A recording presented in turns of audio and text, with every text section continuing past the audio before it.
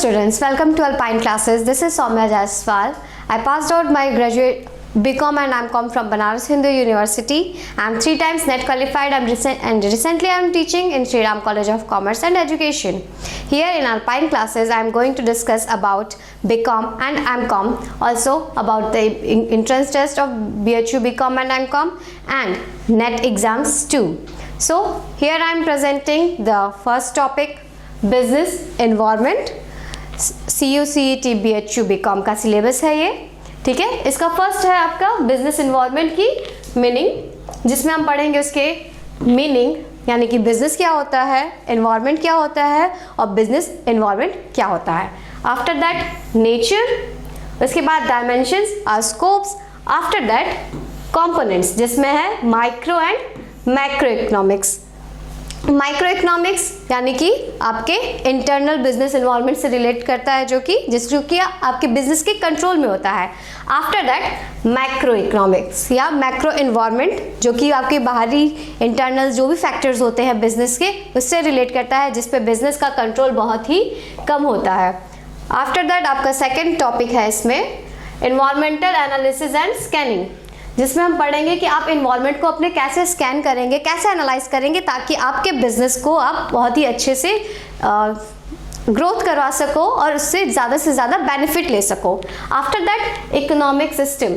Economic system में first है capitalism, second socialism और थर्ड मिक्स्ड इकोनॉमी।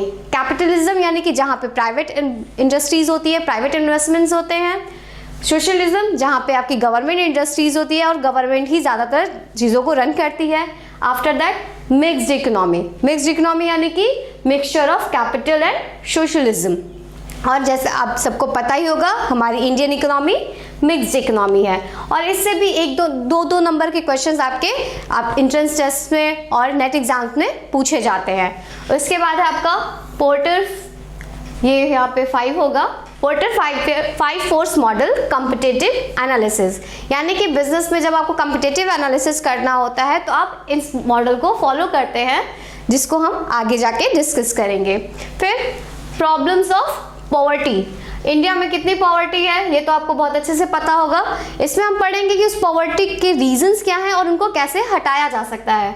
उसके बाद हमारे पास टॉपिक है प्रॉब्लम्स ऑफ अनएम्प्लॉयमेंट। अनएम्प्लॉयमेंट क्यों हो रही है, उसको कैसे हटाए, किस तरीके से कम किया जा सके, और उस जैसे कि जो भी लोग क्वालिफाइड है, जिनको जॉब कर सकते हैं, उनको किस तरीके से आप उतनी बेनिफिशियल जॉब्स अलाउ कर सके।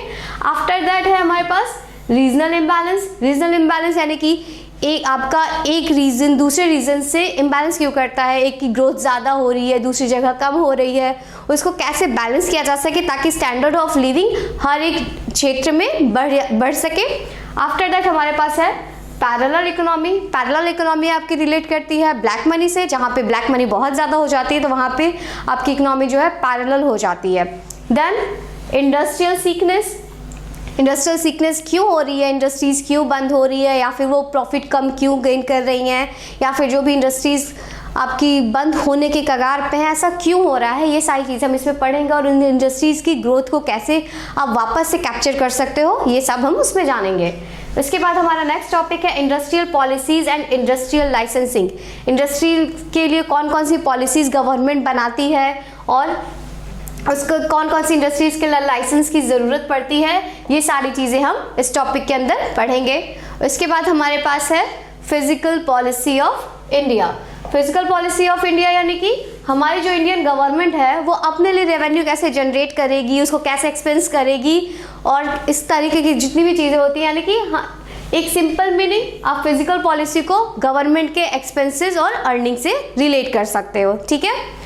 इसके बाद है हमारे पास इकोनॉमिक रिफॉर्म्स जो कि हुए थे in India 1991, privatisation and disinvestment. इसको हम डीपली पढ़ेंगे क्योंकि इनसे रिलेटेड क्वेश्चंस भी बहुत ही अच्छे से आते हैं। Then 5 years plans. 5 year plans आपके सारे एग्जाम्स में पूछे जाते हैं तो आपको इस पर बहुत ही फोकस करना होगा और मोस्ट इंपॉर्टेंट आपके लिए होगा 11th 5 ईयर प्लान, क्योंकि ये रिसेंट वाला है आपका। आफ्टर दैट हमारे पास है डीवैल्यूएशन। आप सबको पता होगा कि 8 नवंबर 2016 में हमारे यहाँ डीवैल्यूएशन हुआ था, जब हमारे 1000 के और 500 के नोट बंद हुए थे। उसके बाद नेक्स्ट हमारे पास टॉपिक है सोशल इनजस्टिस, जिसमें हम पढ़ेंगे सोशल इनजस्टिस क्यों हो रहा है, जैसे कि इसके रीजंस हो सकते हैं अनएम्प्लॉयमेंट, रीजनल इम्बैलेंसेस, पॉवर्टी। तो सोशल इनजस्टिस उन सब से रिलेट करता है। उसके बाद हम नेक्स्ट पढ़ेंगे इंटरनेशनल इकोनॉमिक इंडस्ट्रीज इंस्टीट्यूशंस, जिसमें हमारे पास है IMF, इंटरनेशनल मॉनेटरी फंड, ठीक है। इसके बाद है IBRD, यार अब इसको तुम सही कर लेना।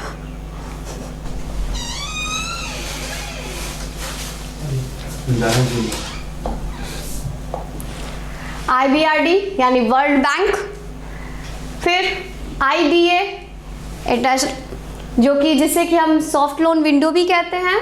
इसके बाद है हमारे पास IFCI, ये दोनों अलग अलग टॉपिक्स हैं। इसके बाद MIGA, SID, world trade organisation, UNCTAD, ये सारे आपके इंटरनेशनल इंस्टीट्यूशंस हैं। उसके बाद है हमारे पास unions, European unions, EFTA, ASEAN, SAARC, SAFTA, UN, economic union, ADB, ILO, ये सारे आपके जो है इन यूनियंस हैं, यानी कि बहुत सारी जो कंट्रीज़ हैं, हमारे जो जितने भी कॉन्टिनेंट्स हैं वहाँ की कंट्रीज़ आपस में समझौता कर लेती हैं, जिससे कि वो एक दूसरे को कम पैसों में एक्सपोर्ट इम्पोर्ट करती हैं, उनकी ड्यूटीज़ कम लगाई जाती हैं, ताकि उन सारे जो भी नेशंस हैं उनकी डेवलपमेंट हो सके। इसके बाद है हम पढ़ेंगे GST, GSTP और लास्ट WHO से, या इन सारे जितने भी आपने टॉपिक्स देखे इन सब से रिलेटेड क्वेश्चंस आपको हर एक एग्जाम में पूछा जाएगा, चाहे वो गवर्नमेंट एग्जाम हो, चाहे एंट्रेंस टेस्ट हो, चाहे वो नेट एग्जाम्स हो।